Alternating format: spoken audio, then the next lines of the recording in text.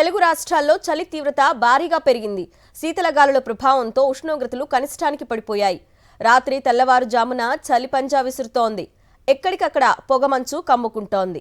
ముఖ్యంగా ఏజెన్సీ ప్రాంతాల్లో ఎముకలు కొరికే చలి ఉంటోంది. గత 4 రోజులుగా ఉష్ణోగ్రతలు 3 నుంచి 5 డిగ్రీల వరకు తగ్గాయి. అల్లూరు జిల్లా అరకులో అత్యల్పంగా 7 డిగ్రీలు నమోదు కాగా, తెలంగాణలో సంగారెడ్డి, వికారాబాద్ జిల్లాలలో 8.1 డిగ్రీల ఉష్ణోగ్రతలు రికార్డయ్యాయి.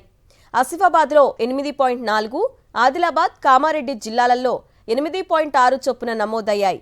దీంతో ఉపశమనం కోసం ప్రజలు మంటలు వేసుకొని కాస్త సేద తీరుతున్నారు.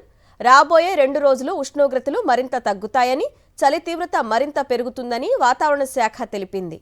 తెలుగు రాష్ట్రాల్లో చలి తీవ్రత భారీగా పెరిగింది. శీతల గాలుల ప్రభావంతో ఉష్ణోగ్రతలు కనిష్టానికి పడిపోయాయి. రాత్రి తెల్లవారుజామున చలి పంజా విసురుతోంది. ఎక్కడికక్కడ పొగమంచు కమ్ముకుంటోంది. ముఖ్యంగా ఏజెన్సీ ప్రాంతాల్లో ఎముకలు కొరికే చలి ఉంటోంది. గత 4 రోజులుగా ఉష్ణోగ్రతలు 3 నుంచి 5 డిగ్రీల వరకు తగ్గాయి. అల్లూరు జిల్లా అరకులో అత్యల్పంగా 7 డిగ్రీలు నమోదు కాగా, తెలంగాణలో సంగారెడ్డి, వికారాబాద్ జిల్లాలలో 8.1 డిగ్రీల ఉష్ణోగ్రతలు రికార్డయ్యాయి.